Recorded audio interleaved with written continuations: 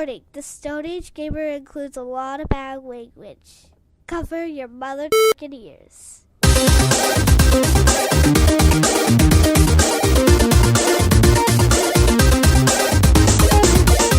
Good evening and welcome to episode 178 of the Stone Age Gamer podcast for the week of December 1st, 2017. I am Kris Randazzo, and joining me as always is L-shaped pill Dan Ryan. I'm such a pill. I'll tell you.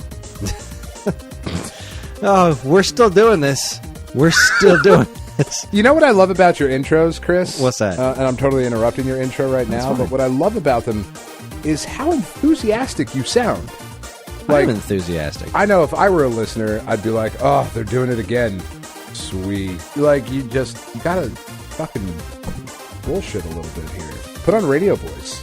Dan, 80% of what I say is bullshit. No, I know that, but radio voice, it doesn't matter what you're saying. How you sound is the most important thing. I have a communications degree. I don't. Oh, well. Dan and I, with any luck, will be concluding our journey through every single Mario game this week with part 5 of our 4-part Mario Retrospective. But before we go any further, here's your... Anyway, before we go any further, here's your weekly reminder that you can email us at mail@geekade.com. Just include the words Stone Age Gamer in the subject line, and you can let us know what you think of our show, what topics you would like us to discuss in the future, or just say hello, because we always want to hear from you, the listener. How you doing, Dan? I saw the Avengers Infinity War trailer today, Chris, and I wept a little. I did many things. Include watching it 8 times. Yeah, like... I mean, honestly, like, I still can't really believe that we're here. Yeah, it seemed so far off. I mean, they've been teasing this for so long. Well, for so long, but even the fact that it's happening, that somewhere along the way, nobody's fucked it up. Yeah, there haven't been any genuinely bad movies in this. There's in this not. situation. I mean, there's some weirdness with the TV shows not really tying in, which is kind of obnoxious because like S.H.I.E.L.D. started off really tying in, and now it's kind of drifted. Yeah, and like I mean, Iron Man 2 isn't great. Like, and Thor 2 people hate on. I don't understand that one. I don't understand it either. I kind of understand the movie. Iron Man 2 one. Just because fucking what's his dick is so weird in that movie. Yeah, really, if I had to pick a weak link of the bunch, it'd be Age of Ultron. Yeah, like that. I mean, and that one's still great. Yeah, it's still great. It's just great. got some, a lot of disjointed stuff in it, like the weird dream sequence with Thor and him leaving, and it's definitely got some weird disjointedness to it. But yeah, but like even still, I love that movie. It's great. Genuinely bummed about Quicksilver. Still really sad about that. Didn't see that coming, did you? Well, I didn't. I mean, Joss Whedon, so yeah, kind of did. Yeah, but that's the thing. I didn't see it coming because Joss Whedon was setting up Hawkeye the whole time, and you're like, yeah, don't you wash Hawkeye? Don't you dare! Don't kill and then he's Jeremy just like, Renner. all right, this is it. I'm gonna do it, and then he didn't, and I was like, Joss Whedon, I hate you. I hate you so much. Apparently, Joss Whedon also really hates the Justice League movie, which I still haven't seen and am probably not going to. There is this thing going around. I don't know if you saw this online. Here on episode 3 of the Bags and Boards podcast. I don't know if you saw this online, but apparently in the opening current credits cut, bit? yeah, the opening credits bit where there's a guy holding a sign that says "I'm sorry," and then Joss Whedon's name comes up next to that sign. It's like something like, I'm sorry I tried, something like that. Yeah, something like that. Like, I really hope that's intentional and not just karmic funniness. Yeah, I hope that's not just a coincidence. Yeah, I've heard I went with karmic funniness when the word I was looking for was coincidence. That's not a word I use often, apparently enough. God damn it.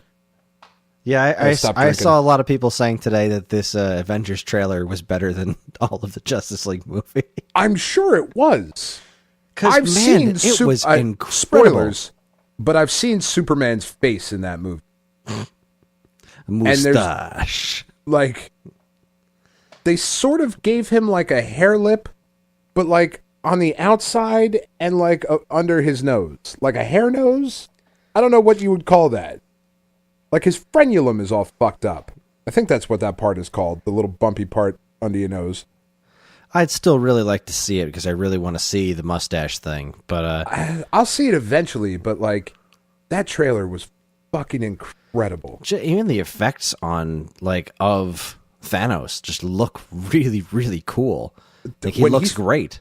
When he's fucking holding Spidey down and like punching Iron Man in the face, and the fucking when he put the gems on the gauntlet, dude, and like kind of smirked, I was like, and he's talking about how you don't often find joy, like fun isn't something you think about when you're planning this, but oh my god, when you're balancing the universe or something like that, like Karen and I, oh my god, just absolutely lost our shit on it this morning, and we are resolved to finally watch Spider-Man because we still haven't caught it yet. We caught Thor in the theaters, and we still haven't gotten around to watching Spider-Man yet. Now we're like, okay, we have to watch it. What did you think of Thor? I loved it. It was great, right? I loved it. I like fucking. Oh no, Meek's dead. I just carried around a bit. Just didn't seem a good time to put him down or whatever the fuck he said. It's so funny. Yeah, I thought the whole time that was Murray from Flight of the Conchords, and it wasn't. No, it's the other one. It's the director. It's the director. Taika Waititi, or I think that's how you say it. I totally thought it was Murray. Fucking awesome. You should see Spider-Man. It was good. Oh my! I'm really stoked to see it. I mean, I love Spider-Man, so it was really good. And Michael Keaton, fucking fantastic. Well, he's Michael Keaton. Yeah, he is. Multiplicity, man. Anyway, so Mario games. Yeah, I mean, just real quick, catch up on what I've been doing. I've been playing a little more Doom. I figured out how to get past that. Did I talk about the crazy glitch with the menu? Did they fix it, or you figured out how to get past it? Well, they patched the audio thing, which is what caused the weird menu control thing. Right. All you have to do is reboot your system, and then you're good. So, yay, I can get back to playing Doom, which I went through the whole not the whole second level, but at least half of level 2 without being able to do that. And I got to another gun upgrade station. I was like, I really want to upgrade my guns. Because I think this game's starting to get hard. But, and I know I'm only on level 2. Like, don't get me wrong. I know I'm only on level 2, but there was a lot of guys in that stage that I needed to kill, and I killed every one of them, and I did not die, but I was sweating, so I want to upgrade my guns, and I finally got the chainsaw, which is freaking cool. Nice. I played a little more Odyssey just today, as a matter of fact, and I am now in Bowser's Castle land, and it's really awesome. It's done up like a Japanese castle. Nice. So it's like, the tile roofs and all that stuff that you can get on. And I can possess these weird, like, needle poke bird things. And you can, like, keep stabbing the wall and then use your needle nose as, like, a vaulting pole and just go boing and fly way up in the air. The game's freaking brilliant. And another one of my highlights this week is a listener to our show, Anthony Mann. We're friends on Twitter, and he and I have been having a relatively in-depth conversation about Tron Legacy, and it's been an absolute blast. I love talking Tron. They just Lego just announced that the light cycle is the next official build, like they did with the TARDIS and oh, that's awesome. The Big Bang Theory thing. Yeah, so that should be really fucking cool because Tron is awesome. Tron is awesome. See, now Anthony argues that Tron Legacy does not hold up, whereas the original Tron does, and I argue that both of those movies I feel hold up exactly the same, which is to say I love them, but I can understand why the majority of people don't. Yeah, but I really like the second Tron movie. I think it holds up just as well as the first one. I like it quite a bit. It was one visuals, of my love the story. One of my favorite things that happened living in Florida was we went to the Magic Kingdom one night, and I didn't know that it was going to happen, but they had done the tram cars. A couple of them were done up like light cycles. Oh, that's awesome. Fucking cool. There were these giant-ass light cycles. It was awesome. I really want to rewatch that movie, but after the Infinity War trailer came up, I decided to do another MCU rewatch. So I'm on Incredible Hulk now. think I'm going to be getting to that relatively soon. Because hot diggity dog. All right, so Mario games, huh? Yes. All right. This is the plan. We're going to finish this week. That's right. We are doing games from 2013 to current. So, Dan, are you ready with the music? No. Okay. Because I have a question for you real quick before we get started. All right, go and for I think it. it's a good question for this show in particular. Okay, I like it. What would you say is the probability that Mario Odyssey is a good purchase for little kids? Probability is not a great word for it. What's the is it a good purchase for little kid? Yes. Okay. Define little kids. My kid. Oh, definitely. Okay. Like it's not too obtuse or anything to be able to No, get through it actually, it's and play a decent amount. From what I've come to understand, your kids are fairly good at these things. But Well, regardless, yeah. there is a help mode in it. That's Okay. really, really smart. It's the smartest one they've done yet. It basically it does things like you can't drown, like you don't have to go up for air when you're underwater. You get more health, and I think your health regenerates. And it lays out arrows on the ground that show you where to Nice. go. That's So cool. it's not intrusive. It's just helpful. It's just easier. Yeah, just easier. All right then. So definitely, big fat hairy thumbs up on that. Sweet, because that's probably the two games that they'll end up with. We already have Splatoon 2, so they'll probably get Mario Odyssey as well. Although Katie did ask for ARMS. ARMS is fun, man. Yeah. Especially because they have it to play with one another. Can they do that with just the two Joy-Cons? I don't know. I think Or so. would I'm I trying need to to think get of another set? I think if you're playing in standard controller mode, there should be enough buttons on the Joy-Con to do everything. Okay. Yeah, I don't Yeah. know. We'll find. I guess we'll find out. Indeed. All right. Music 2013. Billboard's top 100 year-end chart. Number 3, Radioactive from Imagine Dragons. Number 2, the best song about rape that there's ever been, I suppose, Blurred Lines from Robin Thicke. Because that's totally what that song is about. And number 1, Thrift Shop from Macklemore and Lewis. Because, ugh. I mean, 2013 is the year that Just Give Me a Reason, that Pink and Nate Ruess song. The song's fucking incredible. Like, not even like trying to be funny. That's a great fucking song. Like, that's anyway. Anyway, the first release in 2013, Luigi's Mansion Dark Moon. I never Haven't finished played this it. game. Is it good? You know what? I didn't actually play this one. I think I mentioned it when we talked about the original That's right, Luigi's you Mansion. did, yeah. I got this game for free, and I still haven't played it. So I don't know where Mario is in the game, but it showed up on the list of Mario appearances, whereas other games did not. So, like New Super Luigi U did not. So I'm assuming Mario is in this game somewhere. I don't know. All right, where. then. But I know it's made by Next Level Games, which And they do good work. they do great work. Those are the folks behind the sublime Punch-Out for Wii, as well as I think they did the Mario Strikers games, right? Yep, they did the Mario Strikers. Oh, they did NHL Hits Pro? There you go. Wow, was a that fun is game. awesome. So yeah, I like these guys, and they need to make the next pro wrestling game. Like that just needs to happen. Also in 2013, we got Mario Kart Arcade GP DX, which is, just another expansion to the Mario Kart arcade scene. We've talked about those already. You still haven't seen any of these, right? You haven't actually gone out and hunted one down in the last few weeks. No, surprisingly enough, with all the arcades that surround me here in South Jersey, Just still haven't found one, huh? Still haven't found one. I mean, I've been checking literally daily. This is something that we'll probably notice about a handful of games on here, is that there's going to be several repeats where we're just like, okay, this is a thing. Sorry, we just don't have a lot to say about Arcade GP DX because there's not a lot to say about it. Mario and Luigi Dream Team, however, now that is cool. This is the one. This is the one that takes place inside of like Luigi's dreams, Which is awesome. and it's Because just Luigi's fucking weird, apparently. It's just as warped as you would want it to be. I was I really need to play this game. Like, I really wish I had time to spend the time that I want to spend with the Mario and Luigi games. Right. Because I've enjoyed the little bits that I've played of all of them. I just didn't have time for RPGs in my life, really. And this one and Bowser's Inside Story in particular, like Partners in Time was like, all right, that's a cute idea. But then they just started like, okay, now we're in Bowser and now we're in Luigi's dreams.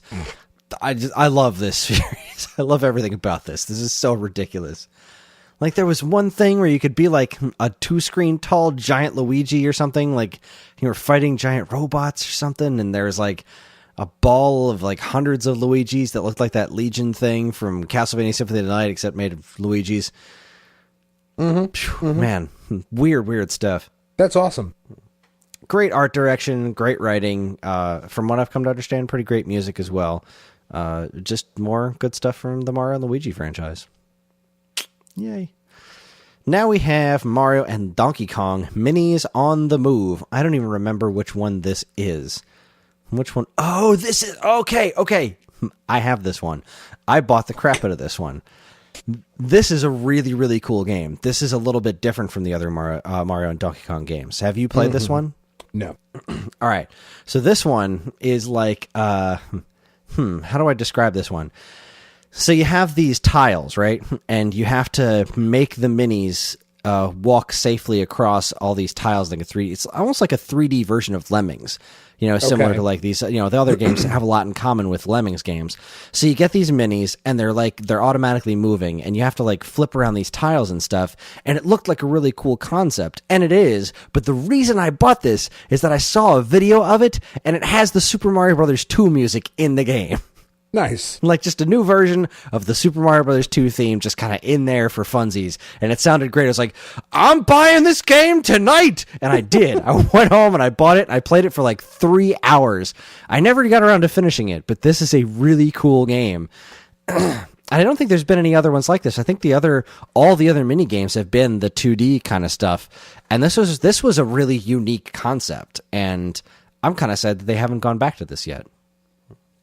Well, all right then. Yeah, this was 3DS too. That's right, because I didn't have a DSi, so how else would I get the downloadable stuff? Yeah, this was a very, very cool game. Mario and Donkey Kong Minis on the Move. If you have a 3DS, go try this game. It is very unique. It is a great puzzler. I really dig this one.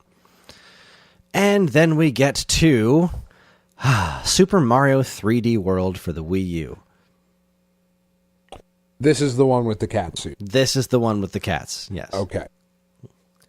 Have you actually played this, or were you just turned off by the cat suit and ran away screaming?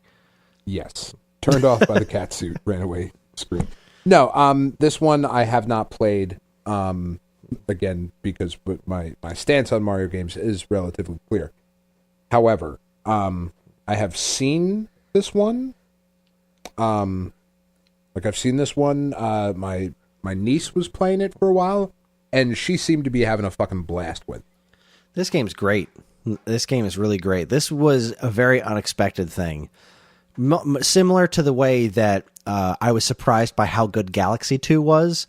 This one, I was like, 3D World. Okay, so this is basically like console version of 3D Land. But 3D Land was pretty darn great, so right. I'll give this the benefit of the doubt. And I'm glad I did, because the game is brilliant. It's really, really brilliant. It's got so many really cool ideas in it. The catsuit in particular, I was very, very fond of, because while it does look a tad on the creepy side, especially on Toad, his head's just gigantic, as a power-up, the catsuit's really interesting. Like the kinds of things that it allows you to do, like climbing up some walls, but only long enough until you dig your claws in and then slide down like a cartoon. And you get the little kind of jump move and some better dexterity and whatnot. It's a really neat power up in this game, and the final boss battle against Bowser is amazing because Bowser gets a cat suit, and he turns into a giant cat Bowser, and like just wrecks your shit. He's humongous, and he's like breaking buildings, and it was amazing. It is like, just watch a YouTube video of this last fight with Bowser, because he's like almost adorable, but freaking terrifying. Oh, also, this is the game where Bowser has his pimp mobile. Sure. Bowser's cruising around in this bright purple Cadillac, which is freaking fantastic. I that makes love sense. it. That makes sense. Exactly. It doesn't make sense. And that's what's so wonderful about it. And there's like this really great Mario Kart level where you just you're running on all these dash pads and it's playing Mario Kart music and you're basically going around a Mario Kart track, but without a cart, and you're just like running through it. There is so much creativity in this game. It's really brilliant. And I like how they kind of continued this as just a separate entity, because it's not quite your traditional 3D Mario games like Super Mario 64 and Sunshine, but it's not 2D Mario either. It's actually a whole third genre of Mario games that is very distinctly a Mario game, but very distinctly not those other two things either.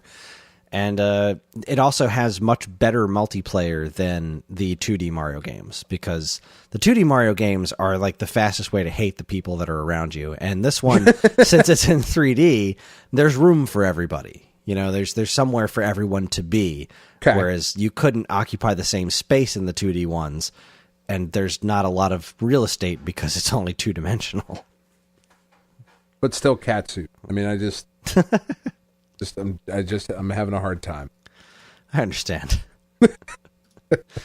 I'm sure there is some very interesting stuff on the internet revolving around Peach and or Rosalina in the catsuit. Not looking.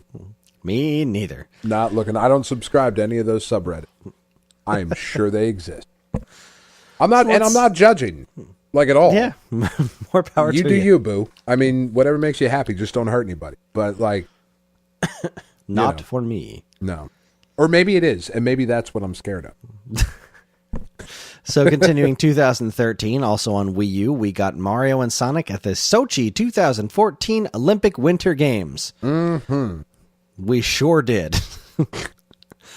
More Tails ice skating. More of the same. Then we got, also in 2013 on the Nintendo 3DS, Mario Party Island Tour. Mm-hmm. My favorite island tour is a Mario Party Island tour. Yes, indeed. Now, I forgot to mention that 2013 was the year of Luigi, which is when we got Luigi's Mansion Dark Moon, and we also got Dr. Luigi for Wii U, which is neat. I was really stoked about this one because it was... basically because it was Dr. Mario in HD. And again, this is continuing the trend of certain aspects of the Dr. Mario games just getting pared down piece by piece. And this one had fewer, this lost a couple of pieces of music, but the menu that had the music in it is the exact same menu from previous games that had all 4 songs in it. So now there's just 2 songs and a bunch of blank space, because that's how freaking lazy they were. But on the same token, you also had this new Dr. Luigi mode, which was, again, showing a lot of potential, but didn't really follow through on it 100%. So what it did was it has these L-shaped pills that come on, like, you know how when you get like a bunch of cold medicine and it's on those like foil things? Yeah. So it's 2 Dr. Mario pills on foil things that are shaped like an L. So I thought that was really clever. And you have to basically twist these 2 pills that are connected to each other to try to make them land and get rid of the viruses. So it's kind of like a more challenging mode of Dr. Mario, but the whole game of regular Dr. Mario is in this as well. All right then. The big thing that I was kind of upset about was that the Dr. Luigi mode introduced 3 new virus colors. Mm-hmm. And I was really hoping that they would introduce a mode where you could play Dr. Mario where you had 6 different virus colors, because that would be a really interesting challenge. It would be. But that's not in there. Because they had that one idea with the L-shaped pills, and that was it. They were like, we're not putting any more effort into this than we absolutely have to. This is it. This is what you get. It's cute. It's clever. Enjoy the same music you've been listening to for years. We're not going to put any effort into this at all. Fuck you. This is what's happening. This is what's happening. And the final game of 2013 that featured Mario was, I believe, my game of the year back in 2013, because we were doing this podcast at this point. We were. NES Remix. Yes. Love this game. Mm-hmm. This is on Wii U. It is We've talked about it on the show before. If you want to go back to our 2013 episodes, and you should, because they're all excellent. They really are. We piss excellence. That's what we do. I have never heard our podcast described more succinctly than we piss excellence.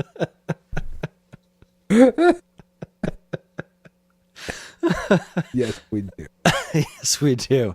Yeah, NES Remix is brilliant. It's they took a bunch of like black box NES games and then put it into these bite-sized chunks, and then they remixed a bunch of them. So obviously you've got Super Mario Brothers and Donkey Kong and whatnot in there, and it's sheer and utter brilliance, and I loved every minute of it. Yeah, it's like if they took the WarioWare games and they were like, okay, but what if we weren't being assholes and like we made like actual shit? Yeah, because like the bunch of it'll be like, all right, now you're playing. Like a lot of them aren't actual remixes. They're just like, this is how you're supposed to play this game. These are the things that you can do in these games. Like I actually learned to appreciate Clu Clu Land from NES Remix. I actually finally understood what they were going for with that game, and I understood the draw of like, oh, I get it. When you learn this could actually be pretty fun. It's a game called Clu Clu Land, and there's nothing visually interesting about it. No. But it's actually a pretty decent concept when you learn what you're supposed to do in it. Unfortunately, this also like really, really hammered home how crappy a game Ice Climber is. Because it's awful. It's not great. Yeah. It's beyond not great. It's a great idea. I love the characters, but I mean, it is a game about jumping where you can't jump. It is trash. and the original golf, we talked about this on the show for the other Mario retrospective episode. I'll never touch that game again either. No. So we're gonna just skip right into it because we'll do your music thing in a second, because the first game that came out in 2014 was NES Remix 2. Right. Which was more of the same, and I don't mean that in a bad way at all. That included more stuff awesome. Like, Kid Icarus, Punch Out, Wario's Woods, like some more NES Remix. Nothing wrong with that. All right, so 2014, talk to me. All right, I'm going to give you the top 10 this year because I love pop music as much as I try not to love pop music, and this was a good fucking year for pop music. Number 10 was Stay With Me from Sam Smith. That song that was everywhere, the ripoff of the Tom Petty song. Number 9 was Problem from Ariana Grande, featuring my favorite rapper. Not of all time, but I honestly do love Iggy Azalea, I'm not going to lie. Just her fucking gimmick is fabulous. Number 8 is All About the Bass by Meghan Trainor, which is also a great fucking song. Number 7 was Rude from Magic, which I know is your favorite song, Chris. Mm-hmm. Definitely. Why you gotta be so rude? just why? Number 6 was Talk Dirty from Jason Derulo. Number 5, Counting Stars by One Republic. Number 4, Fancy from Iggy Azalea. That song fucking rules. It's a great video. Fucking awesome. Number 3, All of Me from John Legend. Number 2, Dark Horse by Katy Perry. And number 1, Happy by Pharrell Williams. Which in the Japanese video has Shinsuke Nakamura doing a little dance when he was still the NJPW, or the New Japan Pro Wrestling IWGP Intercontinental Champion, I think at the time. So like he's in this Pharrell Williams video with the fucking big old belt doing his weird Shinsuke Nakamura dance. It's fucking great. That was an excellent year for pop music. My son took his first steps to All About That Bass. How can you not love that song then? I can't not love that song. It's a great song. I don't even care. I have a very healthy appreciation for treble, so just saying. I don't have to agree with the song. It's a good song. Yeah, I mean, it should have been maybe rewritten. All about that bass, a little bit of treble. Appropriate amounts of treble. Middling amounts of treble. A modicum of treble. So let's see. Moving on. In 2014, we got Mario Golf World Tour. Did you play this one? Because I did not. No, I didn't. It seems to have gotten. It seems to have done decently well. I don't remember this one like taking off. I feel like I remember when this one came out, folks were like, "Well, I mean, it's good. It's Mario Golf, but it's not that sequel to the GBA Mario Golf we've been waiting for." Right. So, yeah, that's a thing. And then we have. All right, get it together. We have Yoshi's New Island for Nintendo 3DS. Oh, that's such a bad title. That is such a bad title, and it is a bad game. Is it? It is not good. It's, you know what? Let me see if it's even by the same team. This is Arzest, not Artoon. What does Arzest do? Crikey. They fuck up Yoshi games, apparently. That's what they do. You know what? This was another handheld, quote-unquote, sequel to Super Mario World 2 Yoshi's Island, one of my favorite games ever.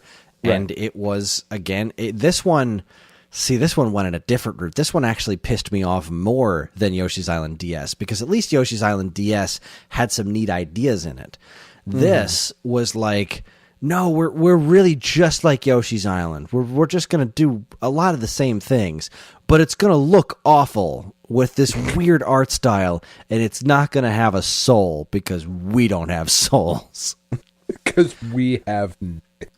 I mean, look, I don't know the people who made this game, and I don't mean to be specifically mean to them. I'm sure they tried, but... I don't know. I do not understand why Nintendo decided to farm this out to these like lower tier companies. Like Yoshi's Island is so revered, right. And it was really important to the team who made it. And that was one of the things that made the game so special, is that you can tell how much love and attention went into the game in the first place. So to then put the sequels on somebody else's shoulders and just have them not even have a slice of that thing, just be pale imitations of that level of heart and soul, is really upsetting. And every time they do it, it's upsetting. And Yoshi's New Island it's not, I think I said it was a bad game. That's the thing. It's not a bad game. But what makes it awful is the fact that it is just extraordinarily mediocre. And that's not cool. You know, Chris, that I hate to generalize. It's not a thing I like to do. But everyone involved in the making of that game is an asshole.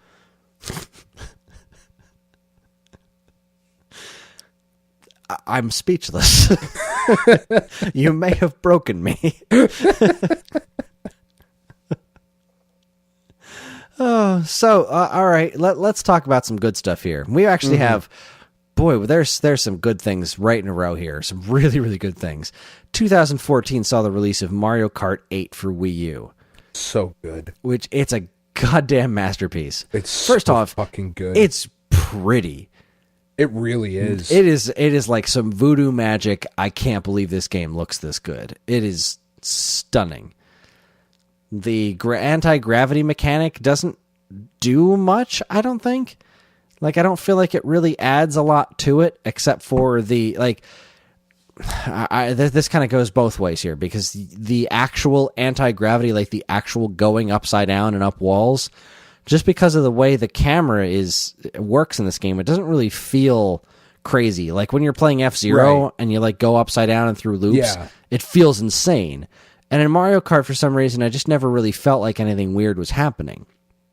But the anti-grav wheels, the way your tires go on the side, and then it all of a sudden becomes bumper cars, that's very interesting. Cool.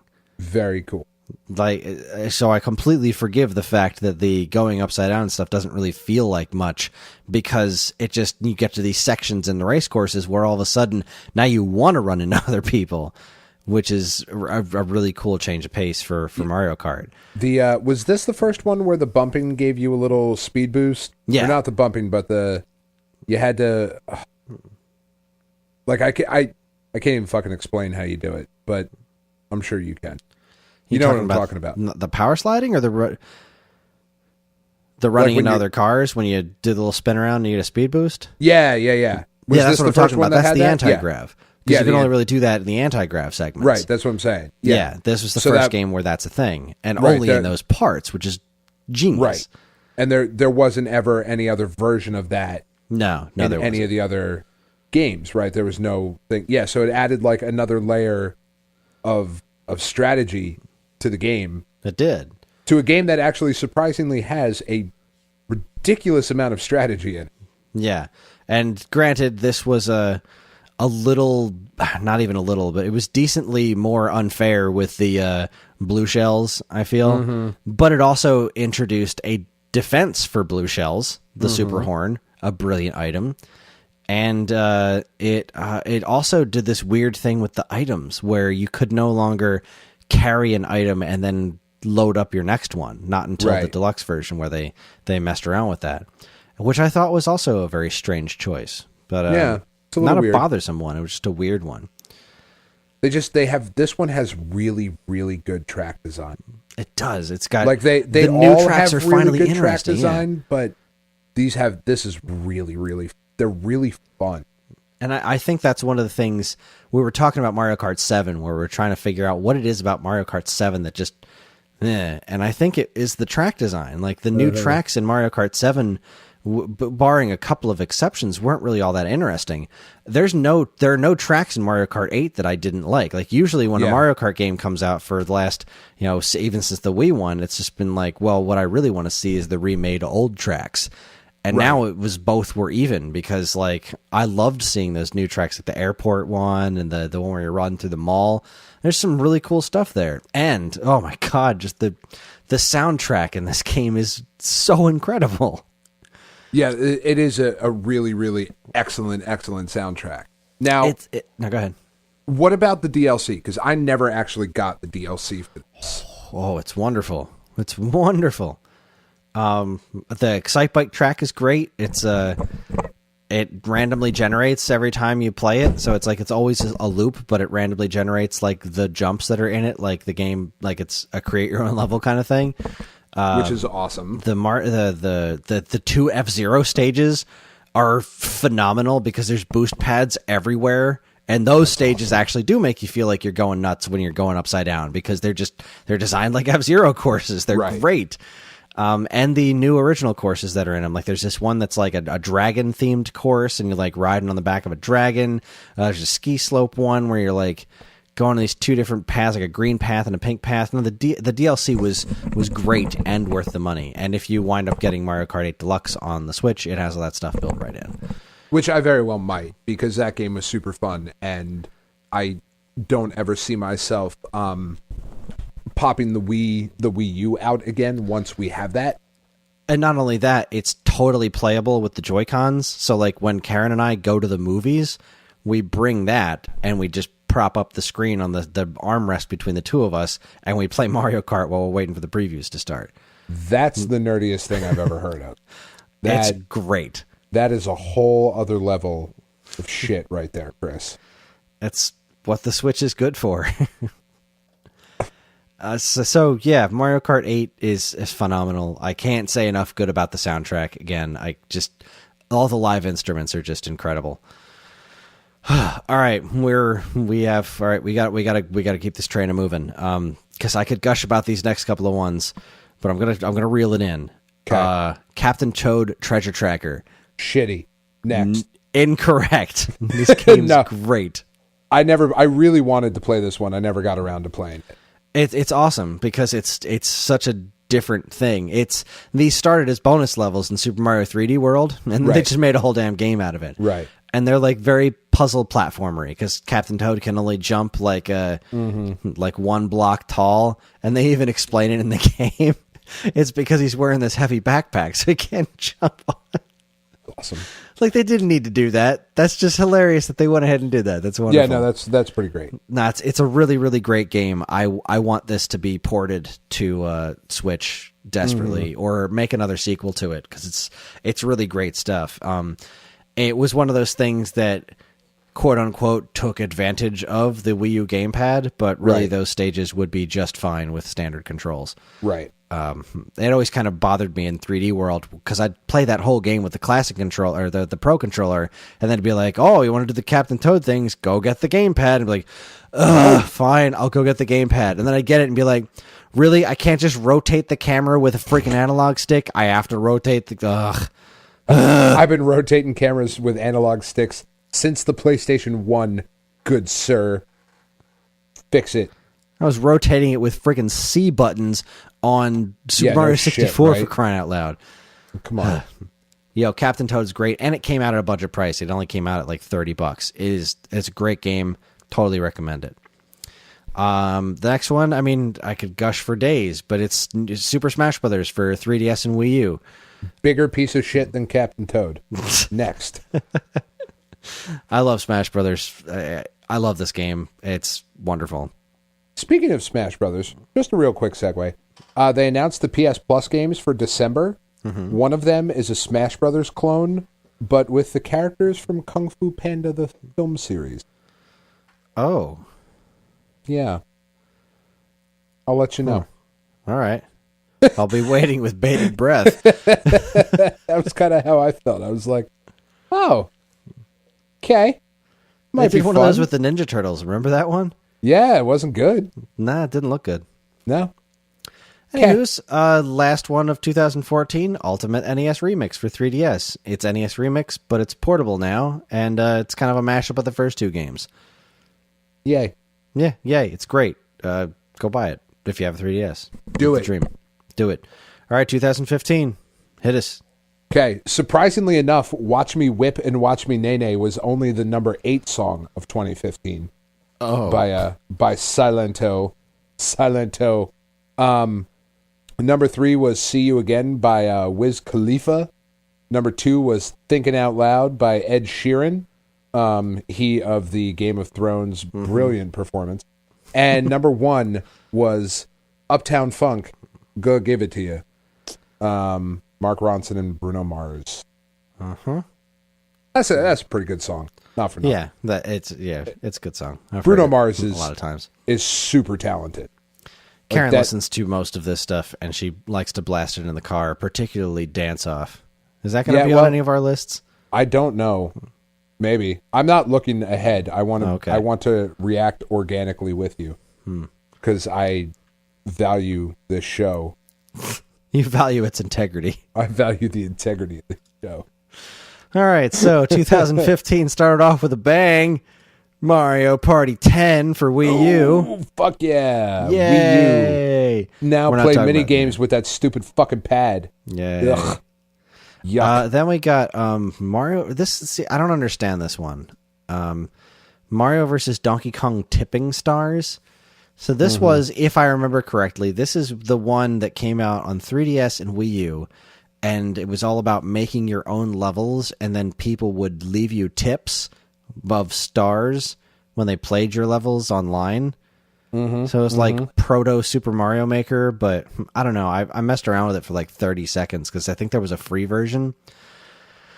That still somehow costs too much money? Yeah, no, I just didn't. I feel like I should have cared, but I couldn't make myself do it. So, well, I may have missed out on some good stuff there, but it's, that last Mario Donkey Kong game we talked about was awesome, and I don't know. I got nothing. Right. These were dark times, man. Yeah. These were like, the throes of the Wii U. Like, we're really starting to, like, they were really getting their act together. They had Smash Brothers and Mario Kart and Captain Toad and 3D World, and it was like, yeah, but you really don't have anything else. That's the problem here. Yeah, like, those are the only games. That's it. All right, so Dan, I need you to talk to me about this next one here. Okay. Puzzle and Dragons Z plus Super Mario Brothers Edition for Nintendo 3DS. It's a shittier version of Puzzle and Dragons. It's I mean, it really is though. Like there's been, I don't even know if it's still being supported or updated at all, but like it had the basic Puzzle and Dragons mechanics, but with Mario skins slapped over a lot of the shit.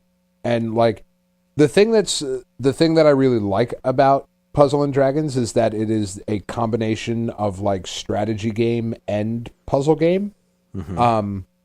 So, you have to build up your team and depending on the cards that you pull and active skills and awakenings and all the different stuff that goes into like the team composition aspect of it, like a strategy game, almost like an RTS would to a certain extent. And then on top of that, there's a good puzzle mechanic.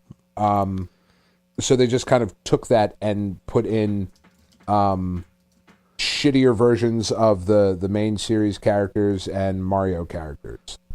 And I mean, it sold pretty well. Yeah, I seem to remember but that when this came out, the thing that everyone said was like, all right, so the draw here is the Puzzle and Dragons Mario edition, but the Puzzle and Dragons Z is an infinitely superior game. Yeah.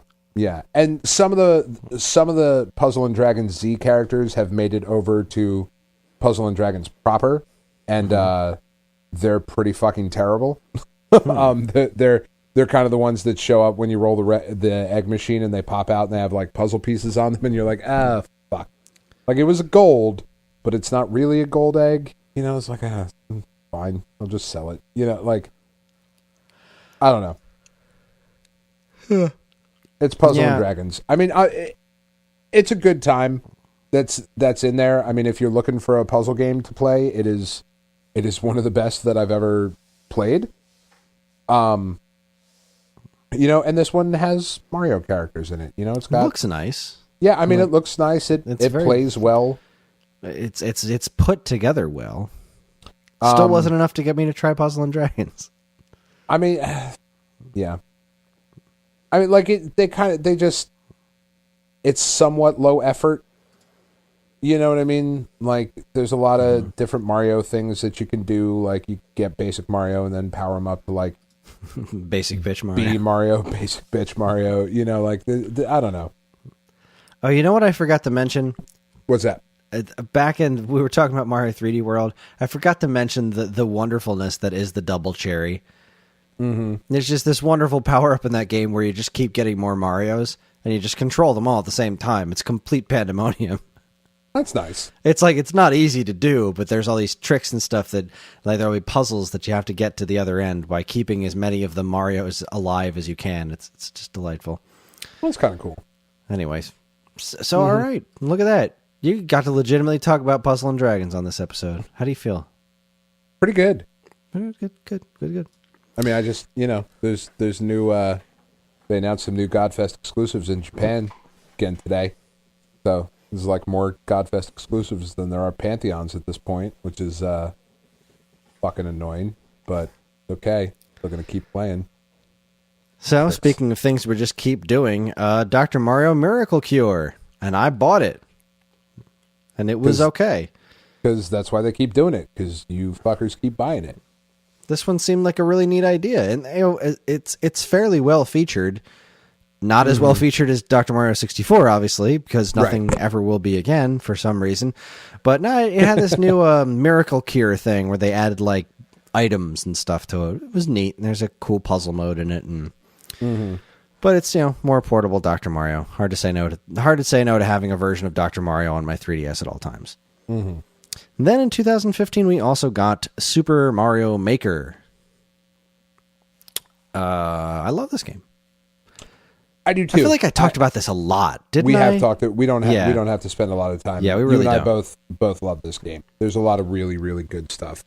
It's infinite Mario forever. Like, if I wanted to turn it on right now, I would play Mario levels I've never played before. Most of them would be garbage. Some of them would be brilliant. And it's the single best use of Amiibo yet. Yeah, and there's a lot of in between where it's like, this is fun. Yeah. Like, even the really terrible levels are usually still pretty fun. And I still just love how it's all like kind of themed around Mario Paint, like the Underdog and the Erasing Rocket and cool this music. Game is so good. It's great. Yeah, it's cool great. music. Yeah. We just did a wave back a month or so ago on the Mario Maker stuff. I did mashups of the music. So this brilliant thing it does when you're making levels, it changes the music to like this cool counter melody. and it lines up perfectly with the original versions of the song. So what I did was I really wanted to hear what it sounded like if you just played the original song on top of it, and it makes these just amazing sounding mashups. It's awesome. That's cool. Check out that Waveback episode. It's worth your while. On the opposite side of the spectrum, though, we have Mario Tennis Ultra Smash, which I remember getting just really torn up in the reviews because it was just sad. Like, it was they did not have much in the way of features. IGN gave it a 4.8 out of 10. Ouch. Which is, I mean, that's big. That's a big negative for a Mario sports game. It is, and especially because they were pushing this game as like this was that game that month. Like, this was their November release, right? I mean, when did Mario Maker drop? That was September. That was September. October. So this was like their next big release on Wii U. Was this Mario Tennis This Ultra was Smash. the holiday release, and wow, obscenely underwhelming. Yeah, this was the we were now after Mario Maker, which in and of itself is kind of low effort. We were in the low effort era of Wii U shit. I would definitely disagree with the Mario Maker being low effort. Well, not in production value, but it didn't take a lot of thought. You know, it's like, we're just going to let you make this shit. Yeah, but they didn't just let you make shit, because that's Little Big Planet. They made making shit fun. And it was, a lot of it had to do with the damn controller. Like, this is the one game, well, not the one game, like the, Chase the Idiot and Nintendo Land is also really good. Catch the Asshole, that's it. My favorite. This is the best use of the gamepad. And like, I never really liked creating levels, except I enjoyed doing it in this game. They did those little touches that really made it fun, and it's so complete. Granted, it is, making your own 2D levels, but I feel like they put and they supported it for so long too, with the updates and the way you unlock things. Yeah, I think they really did put a lot of effort into this, as much effort as can be made into it. I guess I mean more that it's not Super Mario Galaxy 3. Yeah, exactly. The effort you know what I mean? Did we skip over Nintendo Land? We must have. We did. You know why? Because Mario doesn't appear in that game. Not at all? It's all your Miis dressed up as Mario, or I know, but I thought a picture of him or something like that. There are no games where you actually play as Mario. That's why it didn't show up on the list. Okay. All right. Yeah. Anyway. Nintendo Land's great. Just, mentioning it. Nintendo Land is great. I had a lot of fun with that. Yeah. I don't know why that game didn't catch on. Because nobody had a Wii U. Yeah. It's weird. That should have been packed in with every Wii U. Like, I still stand by that to this day. They shouldn't have been selling that thing. It was packed in with mine. It was packed in with mine, too, but that's because we got the black ones. They also had the white systems. Oh, yeah. It didn't come with those, and that should have been the Wii Sports of that system. And really should have been. There's a lot of fun to be had with that. There's some clunkers in there, but there's a lot of fun to be had. Stuff. Yeah. Anyway. All right, so the robot is before fucking the break, stupid, though. I'm not gonna lie. That robot's fucking annoying. The robot. Oh yeah, Monita. Yeah, boo. He's fucking terrible. Boo. Thumbs down for Monita. Not a good character. No.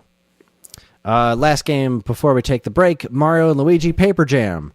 This was from, again, I didn't play it, but from what I've heard, it is a somewhat disappointing crossover between Mario, Luigi, and Paper Mario. Mm-hmm.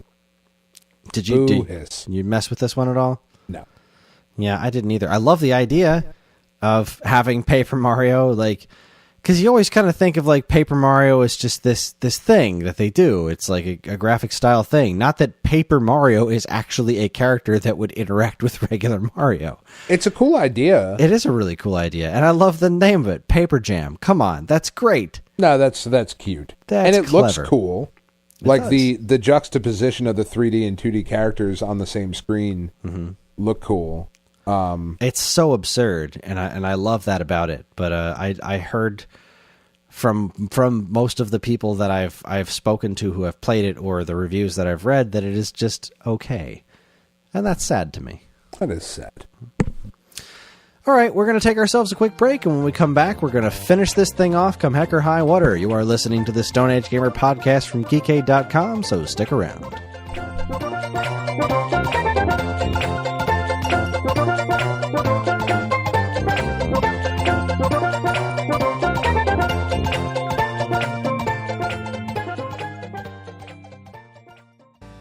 And now, here's a look at some of the other original content available right now at Geekade.com.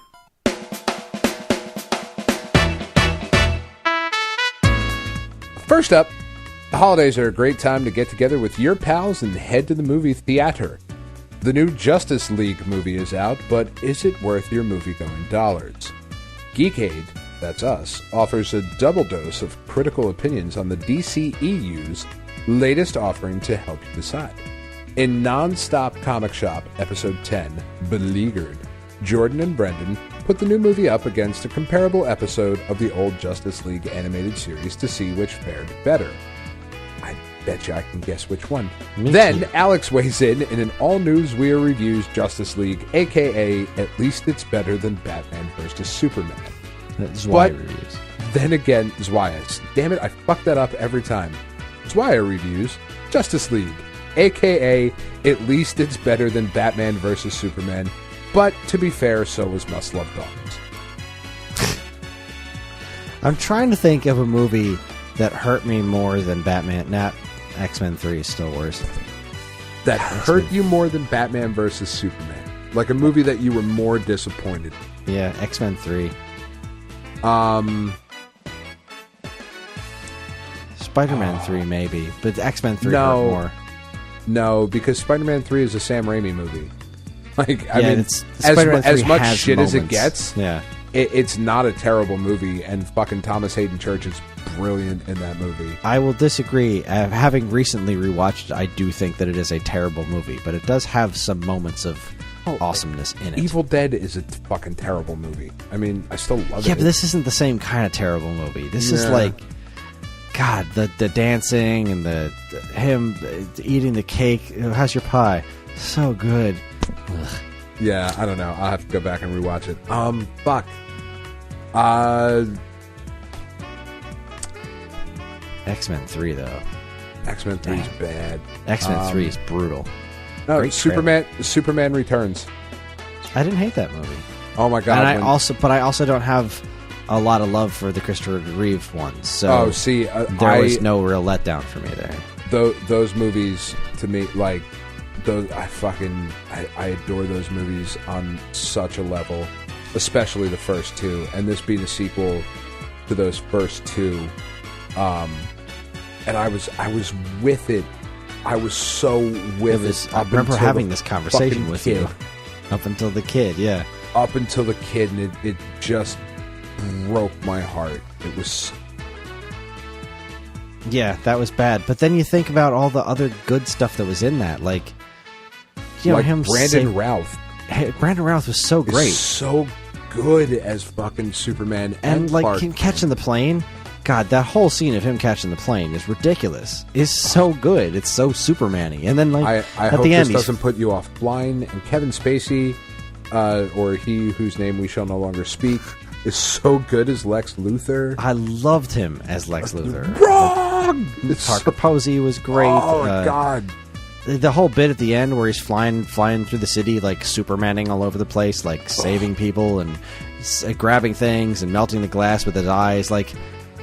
There was more Supermaning in that movie than there was in up until Justice League, from what I've come to understand, all of the DCEU combined. Oh, spoilers, Chris. Yeah, I heard there's like some really great Supermaning at the end of that movie. I don't know. Well, we may never know. We may never know.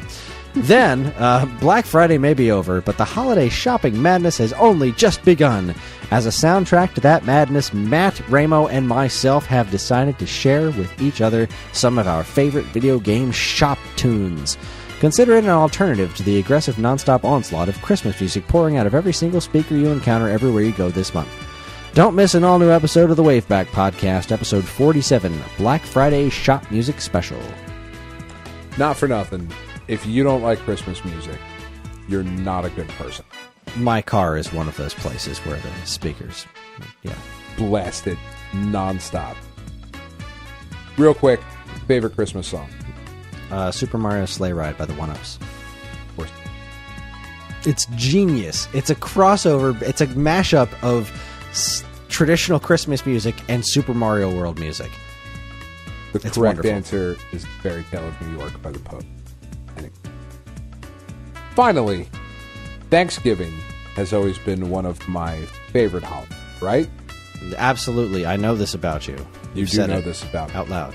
Again, I hate to generalize, but it's generally lower on drama and extravagant costs than whatever winter solstice holiday you celebrate. And what it lacks in those areas, it makes up for in the food department. What better way to top off the biggest meal of the year than with a slice or 10 of delicious, delicious pie? But which of the dozen options do you choose? Turns out, Geekade's own Karen Randazzo, that's me, has a lot of words to say about pie. Find out where your favorite pie falls. Sorry, I had a stroke. I know I did. I couldn't, I was reading ahead and it looked like there was like a speck of dust on my TV and it looked like it said fails and it threw me all off. Find out where your favorite falls on the definitive list in Geekade's Top 10 Pies. You can catch all this great stuff plus tons of other articles, videos, podcasts, pies, and more right now at geekade.com.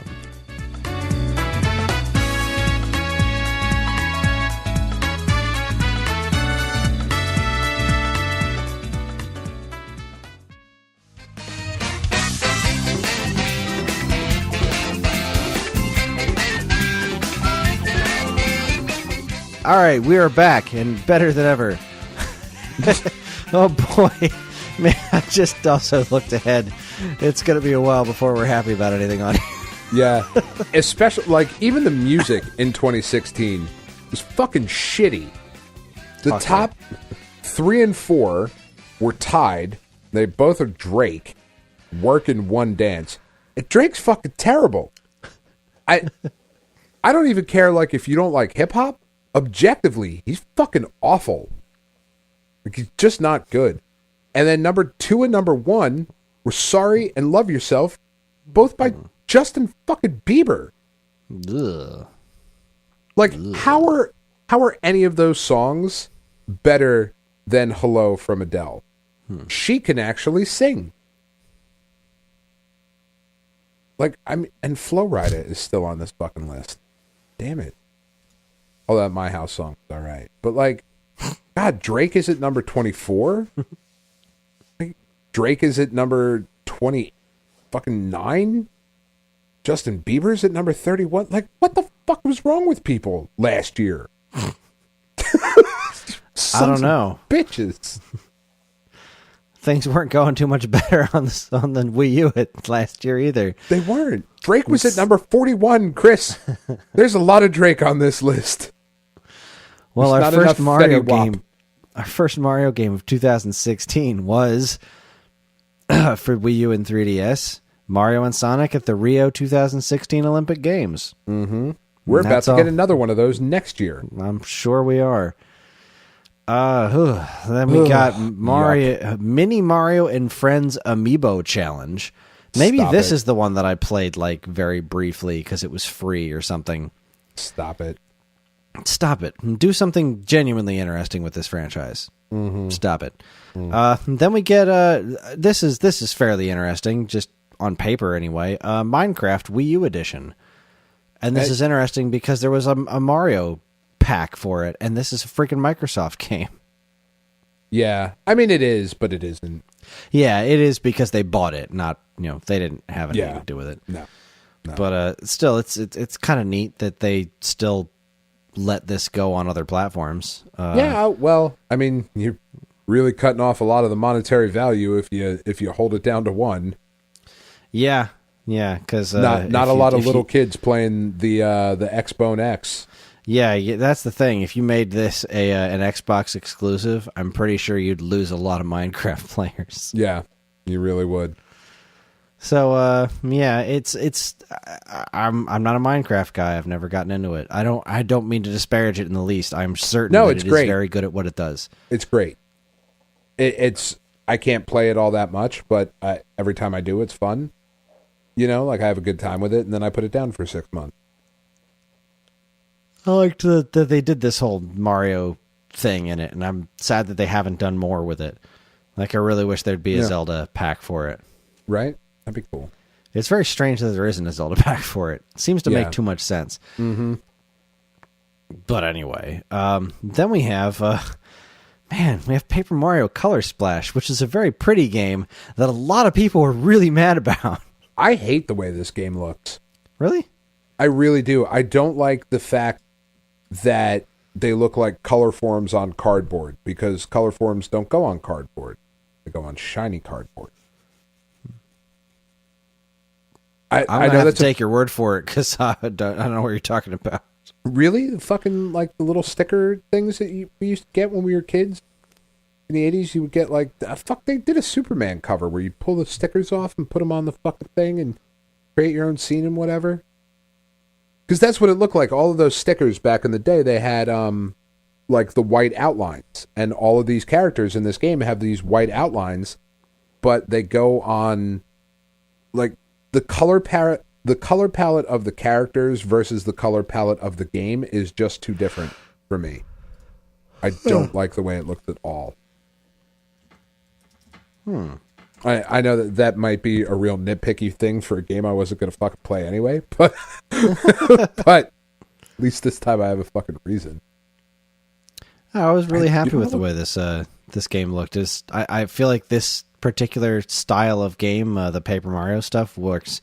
It looks really nice in HD, and I was very fond of the look. But people were really pissed about this game. Like, I think that it was like the people were really pissed about Sticker Star not being Thousand Year Door 2, and then this game kind of doubled down on what Sticker Star did. From what I've come to understand, again, I didn't play this, because there was just so much anger about this game before it came out.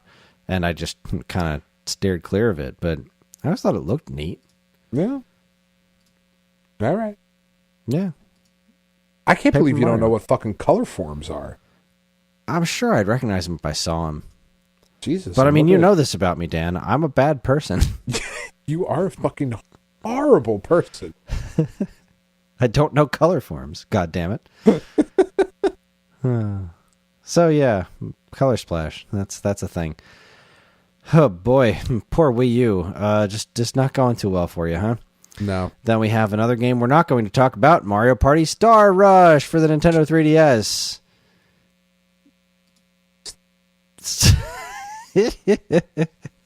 Then we have Super Mario Maker for 3DS.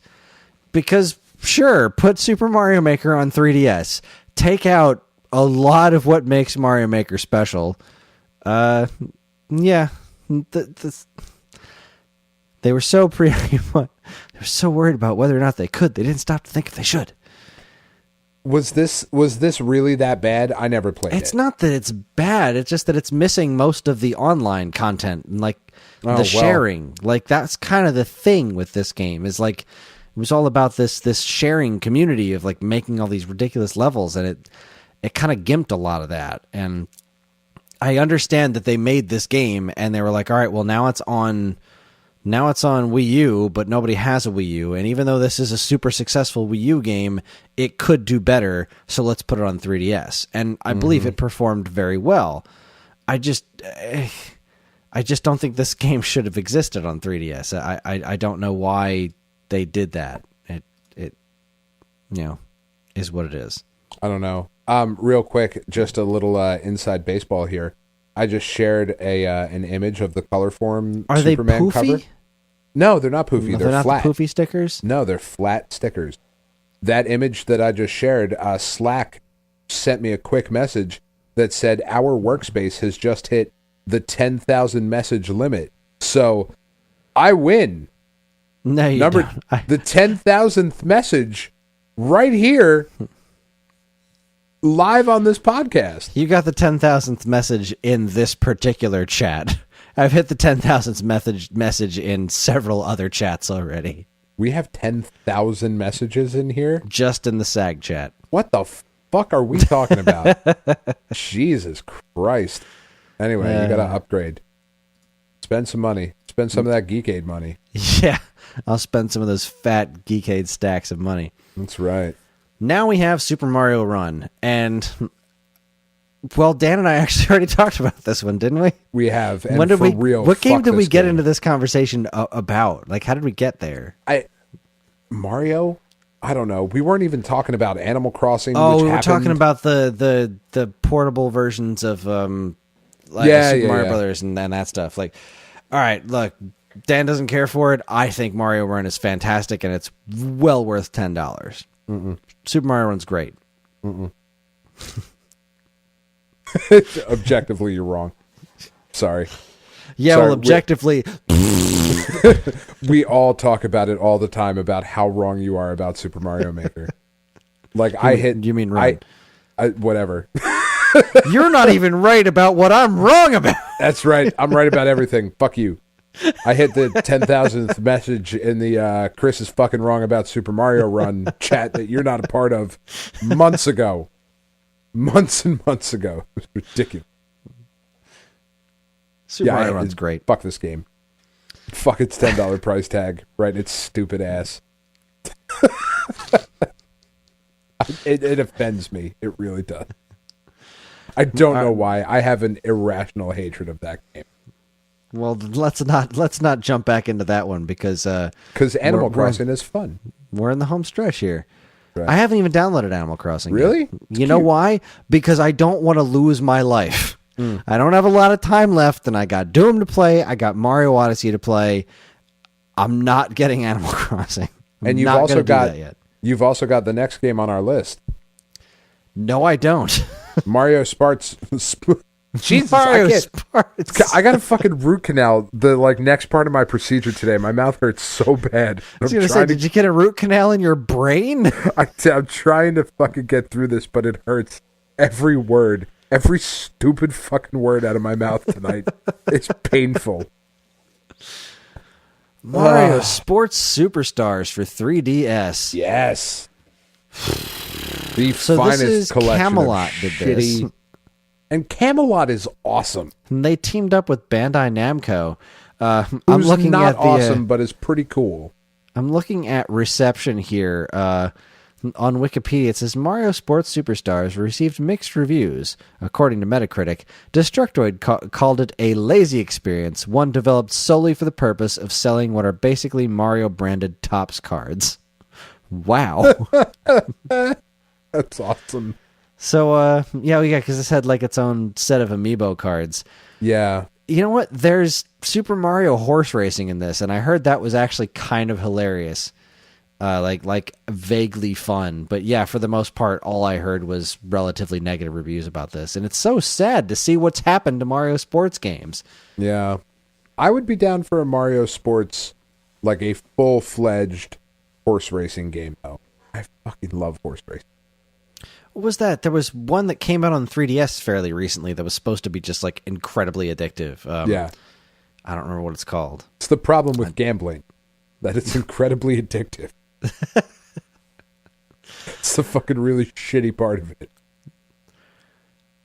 So, yeah, I never even tried this. I never even sniffed this game. It's got a really nice looking cover, but other than that, it's not aggressive enough.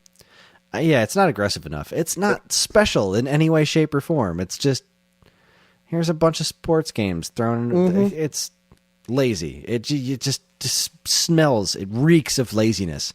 It is the Marco Rubio of, the Jeb Bush of Mario sports games. Very low energy. Very. Man, what were the games in here? Let's see. Let's look at the official Nintendo site for it. Oh, we've got soccer. Really? You're going to put soccer in here, and it's not Super Mario Strikers. It's got golf, which looks nice enough. What the hell is this? Oh, this is the horse racing. Oh, that is precious. It's got tennis, which I believe I remember hearing that the tennis game in here was as full featured as the full $60 tennis game they released on Wii U. How sick is that? That is pretty fucked up. And baseball is in here as well. Like, it's stop. Just stop. I think they did stop. But yeah, this is sad to me. These used to be very interesting things, and now they're not. Yeah. Let's see. We've got Mario Kart 8 Deluxe, which we just talked about Mario Kart 8. This is more Mario Kart 8. It's just, it's the special edition. It's got deluxe. All the DLC built in. They did add a handful of new characters, which is cool, and the ability to hold 2 items, which was nice. And they even added those cool double blocks from Double Dash that you can get 2 items at the same time. That's pretty cool. So yeah, it's phenomenal. It's really, having this game portable is everything you ever wanted Mario Kart 7 to be. Well, and it's deluxe, so it has lettuce and tomato on it. That's true, yeah. So Not Supreme. It doesn't have sour cream on it, but no. It is deluxe. It comes with fries. Now this next one here, Mario Plus Rabbids Kingdom Battle on Nintendo Switch. I have not played this game, and I really want to. It's on my Christmas list. I obviously have not played it, not having a Switch, and I don't want to at all. I fucking hate the Rabbids. Well, you know what? This is what I've heard about this game, because I am relatively indifferent to the Rabbids. I really liked them when they originally came out, and I've sort of fallen out of love with them. But my fear was that this game was going to bring Mario down to the Rabbids level, and instead it has elevated the Rabbids from what I've heard. I've heard really, really great things about this, especially from Dean. Dean did a playthrough of this game, and he keeps telling me I need to get it because it was outstanding. It's basically, from what I've come to understand, it is XCOM Lite, which I've never really been able to get into these kinds of strategy games. And from what I've come to understand, again, I have no firsthand experience, this is the game that can kind of bridge that can open that up for me, similar to how Splatoon opened up shooters for me in a way that I never really appreciated them before. So I'm genuinely excited to try this game out. Also, Rabid Donkey Kong looks terrifying. Just terrifying. He does. There's something a little odd about the art direction on the Mario characters, because Ubisoft did this game. Right. Nintendo did not develop this at all. And so all the Mario models are a little off kilter. There's something weird about Mario's face on the cover of this game. I love how you don't control Mario, you're controlling some weird Roomba thing. Yeah, no. And everyone's got these weird blasters on their hands, and I'm fascinated by it. It's one of those games you remember when this game leaked, and everyone was like, "You've got to be kidding me! You've got to be kidding me! This is such a terrible idea." And then it came out, and everyone was like, "I can't believe I have to say that this game is good, but it is." Yeah. And it looks nice too. It's just cool. No, I'm not doing it. Not doing it. I'm not surprised, but I will do it. I hope that I get this game for Christmas because I do genuinely want to try it and see if it sucks me into it. Because I tried it with I tried to give Stardew Valley a chance, and that did not stick with me. And now I'm going to see if this one does. I hope it does. I don't know. Santa may not bring it to you because, again, as we have clearly established, horrible. It's true. I'm getting coal. You're getting poopy in a sneaker. A used sneaker. That's what we used to tell the girls. Santa will bring you poopy in a sneaker. I don't want poopy. It was hysterical. All right, we're almost done here. We got Mario and Luigi Superstar Saga plus Bowser's Minions. This is a pretty new game. I haven't had a chance to try it. It's a remake of the original Mario and Luigi game on 3DS. Is it just a straight-up remake? Well, half of it is. The other half of it is, I think it's the same game or even just a different game entirely, but I think it's the same game from the perspective of Bowser's Minions. You play as a bunch of Goombas, and then you play it from their perspective, and that's supposed to be really interesting and cool. This is one of those things that I looked at I don't really understand the point of this. The GBA one, I guess, is kind of old, but it also didn't really look like it needed much of a facelift. Right. Well, especially because the jump is not huge. Yeah, like if they were bringing this to Switch, that would be something. Yeah. But like you're still not even bringing this into HD, Right. which when we're doing remakes and they're still not bringing them into HD, something's just kind of silly here. And I get that the 3DS is the safe bet and they want to keep that system going as long as they can, but and that game's going to sell, like it. Yeah. It's let's see, it came out in October. And I'm sure it's doing perfectly well. That's the thing. The original game's from 2003, so it's, it's old enough to get a remake. But I'm looking at, you look at screenshots of the GBA game, and I just don't think it looks. This game wasn't begging to be remade. It's not like there was something tragically wrong with it that's preventing it from living up to its potential. It's just this was a very strange choice for a game to remake. Yeah, I don't know. Yeah, that's pretty much all I have to say about that. I mean, it's just kind of it's a little weird.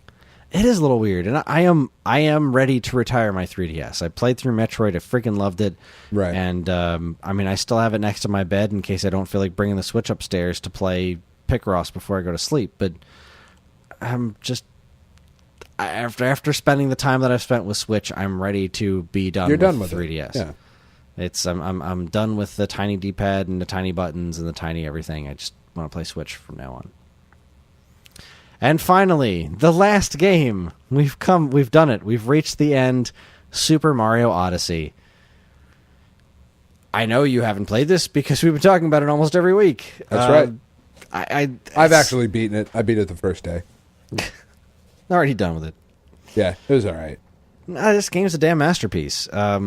It is a contender for my game of the year, which we will be having quite the game of the year spectacular in just a couple of weeks. But yeah, I mean, if anybody listens to this show, you know what our games are. Yeah, probably. Puzzle and Dragons for both. Me is Puzzle and Dragons Mario Edition. That's right. Game of the year. 100%. Portal 2. Portal 3. Portal you didn't 3. play Portal 3? Ah, you fucking sucker. Yeah, Super Mario Odyssey really took the same approach, I guess, as I love this approach that they've been taking with stuff, is where Zelda we're just like, all right, what do we like about Zelda? All right, let's just do that. Right. And then they did that with Mario Odyssey. Like, all right, well, what's great about Mario 64? All right, let's just do that. And do a lot of that. Really well. And yeah. And make it really good. Like, bring it up to, modern standards and modern graphics and just make it play really well. And I just gotta say, I'm really surprised about New Donk City. That was like that was kind of scary, like in a little respects. Like I wasn't as full on in panic mode as a lot of people were. Like, oh my god, it's Sonic 2006 all over again. Like, right? Nintendo's not going to make that game. No, but there was just something a little weird about that. And New Donk City actually turned out to be like the best part of the game so far for me. That place is amazing, and that whole festival was great, and Pauline was great. All the Donkey Kong references. But Super Mario Odyssey's freaking brilliant, man, and it's so easy to just jump right into and back out of again. Like, I've been playing Doom for a little bit, and then I was like, all right, well, my kid's awake, so Mario Odyssey it is, and yoink right back into it, and it's great. It's wonderful. It's a freaking masterpiece of a game. And I don't want to say any more about it because I want to talk about the game when we get to our Game of the Year stuff, and obviously continue talking about it week after week as I play the thing. We did it, Chris. We did it. We did it. We talked about every Mario game. Man, that was a lot, huh? I don't ever want to see that mustachioed fucker again. Our next retrospective episode is our next one is going to have to be like Kid Icarus. Our next retrospective is going to be games with balls in. Just fucking never stop. Join us next week for our John Madden football retrospective, where we go through every year of Tiburon's masterpiece and explain every difference between every version of every game. Well, you see, in 2004, they added the hit stick. And whoa, Nelly, what a fucking eye-opener that was. Stay tuned for our 2-hour special episode on the Game Gear version of Madden 95. Oh, no. No, I'm not doing it. I quit. I quit. I'm done. I'm out. Seriously, I feel like our next week's episode should be a Kid Icarus retrospective just to give us 3 games, the end. We're done. We retroed all over that spective. We're fucking good. This is our Mr. Gimmick retrospective. Mr. Gimmick came out on NES. It was great, the end. Good night, everybody. The end. We'll fucking do like Wizards and Warriors next or some shit like Oh my that. god, Wizards and Warriors is so awesome. Why isn't there a new Wizards and Warriors game? God damn it. Because Microsoft owns Rare. Yeah, but does Rare own Wizards and Warriors? Maybe. Like, I know they made it, but like it wasn't in the Rare replay at all. And you'd think that Wizards and Warriors would be in there if they flat out owned that property, because the games were all published by Acclaim. I don't know who owns the rights to those games, but Wizards and Warriors is awesome. All right, January. We'll do that. January, Wizards and Warriors retrospective. Stay tuned, everybody.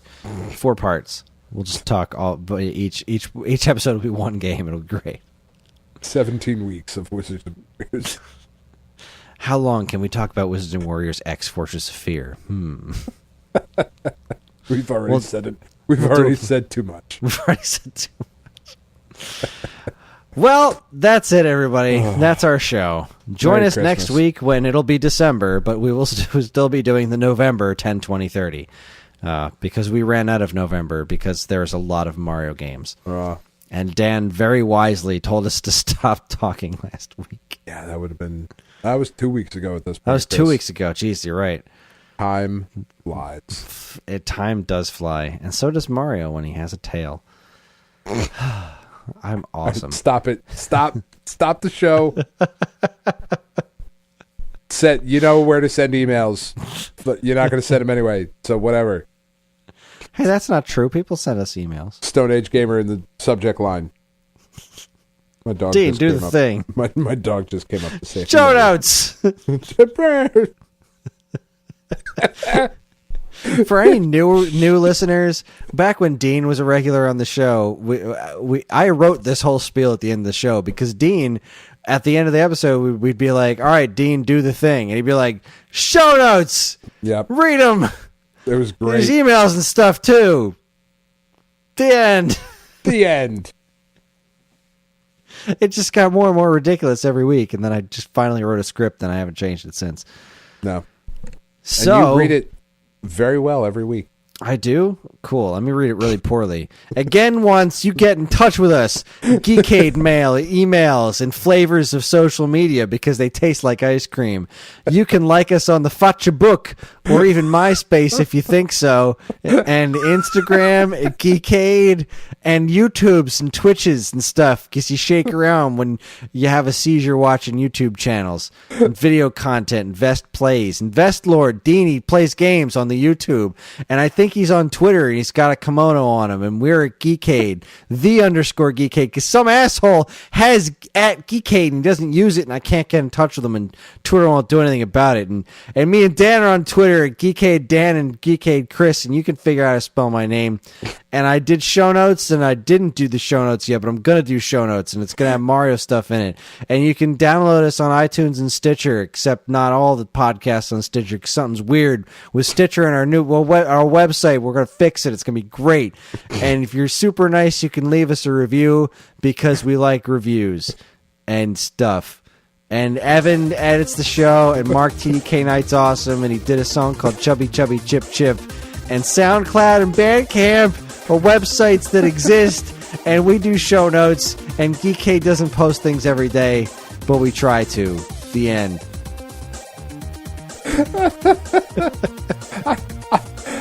Honestly, I stopped listening after Fotchbook. Fotchbook was hysterical. I got fucking tears rolling a tear. Oh, it's because I've been drinking and I'm tired, but that was really funny. Just fucking paste that in every week from now on.